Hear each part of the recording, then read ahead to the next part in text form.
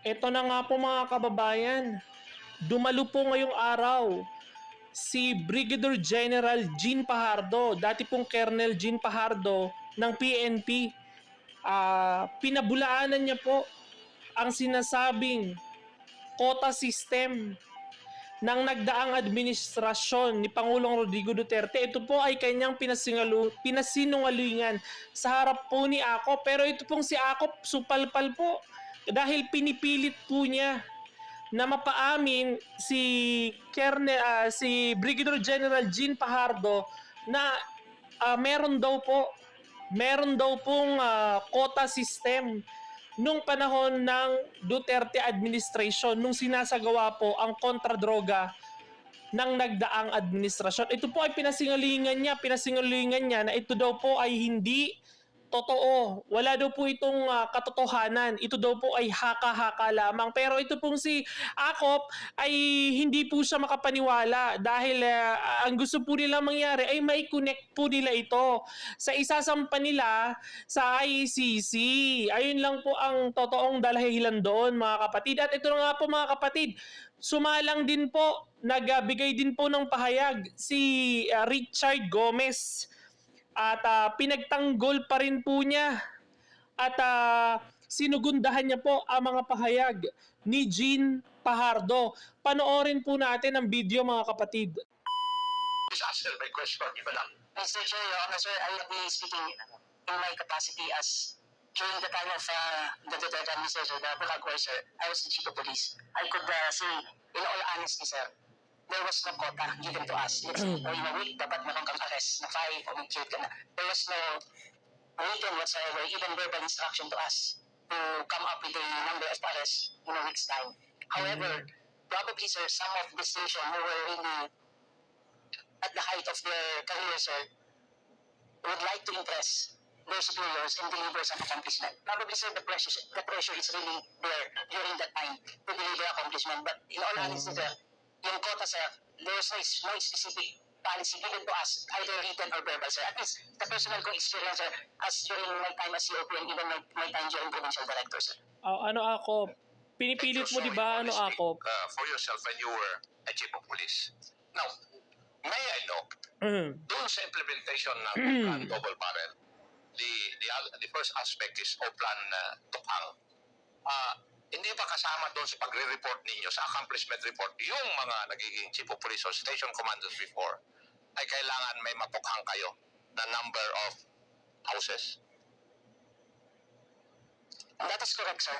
When we speak, sir, of the number of tukhang conducted, sir, the chief of police were required to submit reports. How many houses, how many drug users were visited and undergone tukhang, sir. And that I could confirm, sir. And Yun. totoo ba yung kwan, na sa isang buwan ay dapat meron kayong 50 households na matukhang?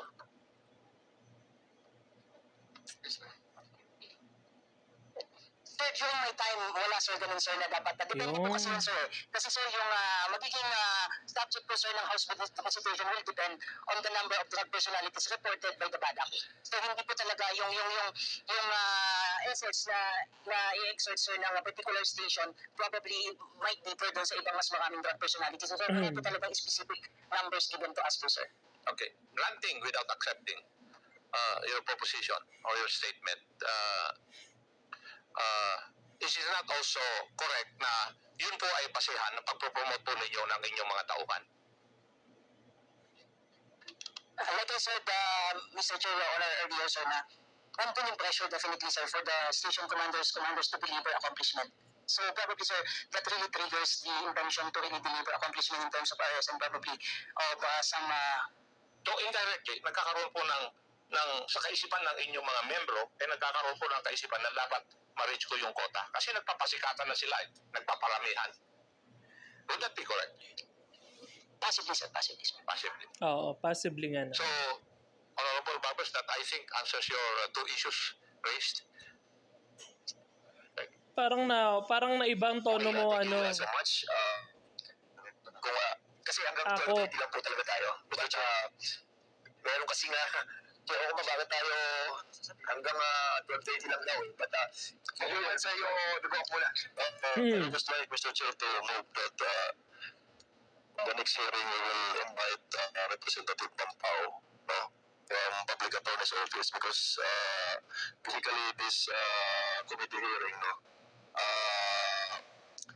the objective or the purpose is to give legal assistance doon sa mga kaso ng mga pulis. So, we'll invite Representative Pampao so that we can ask if at present, Pampao can create a special unit for the purpose. Okay, thank you so much, Congressman Dococ.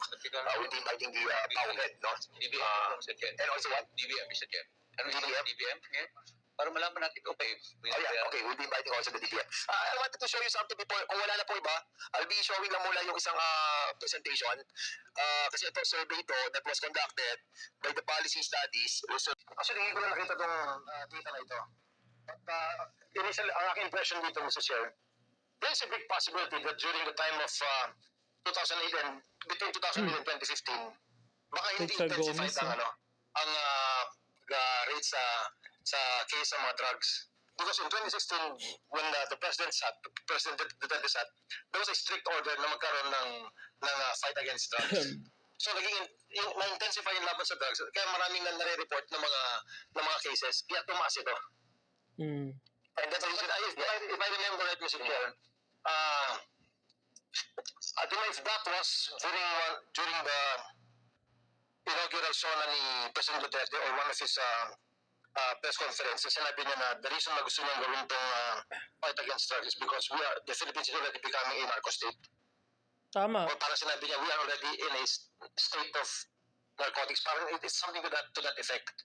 Oo, sinabi naman yun. Yung fight against drugs. And that is isusupport ako yung sinabi ni General Fajardo na during the time na COP siya, hindi ko alam kung LCA tayo nun na chairman, talagang yung mga police, inutusan talaga na mag-intensify sa laban sa drugs. And siguro that's the reason kung bakit mataas yung reporting ng year 2016 na umabot siya ng 4 million. Yes. Yun ang ating pong Pwede. sa next hearing, yung sudden jump from 1.8 to 4 million. And at the same time, ano yung policy that was implemented from 2004 to 2008 until 2015? Kasi mababa po siya 6.7 tapos naging 1.7 tapos naging 1.8 lang yung mga drug users. And then suddenly nag-jump. So yun po tayo sa next hearing. Mr. Chair, Okay, Congressman Luis. may I just suggest that we invite the focal person of whoever conducted this survey? Yes, I We will hear what parameters they considered in conducting and coming up with those figures. Andito po siya sa PSRSD conducts nationwide household survey. We will be inviting this group. Under din siya ng dangerous drugs yung survey na yun i-ano natin, i-confirm natin validate natin itong nakita natin report sa kanila. I was really also sabi ko, bakit from 2004, 6.7 million drug users, biglang bumaba siya, naging 1.7. Sir, yes, Congressman. Drug users lang ba yan o drug pusher? Drug users. Ito may liwanag, Chairman Abante. The board has already conducted 2 nationwide surveys under Public Act 9165 in 2004, which resulted with an estimated 6.7 million drug users, and in 2008, an estimated 1.7 million drug users, respectively, at the time the surveys were conducted. So, we need to invite them. Para malaman natin, Drug user at saka drug pusher. Drug users, yan nakalagay.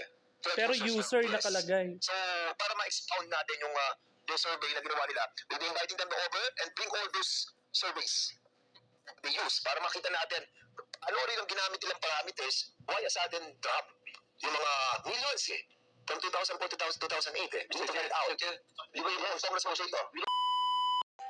Ano po ang masasabi niyo mga kapatid? Sa matikas, may paninindigan na pahayag ni Jean Fajardo at naging pahayag din po ni Richard Gomez.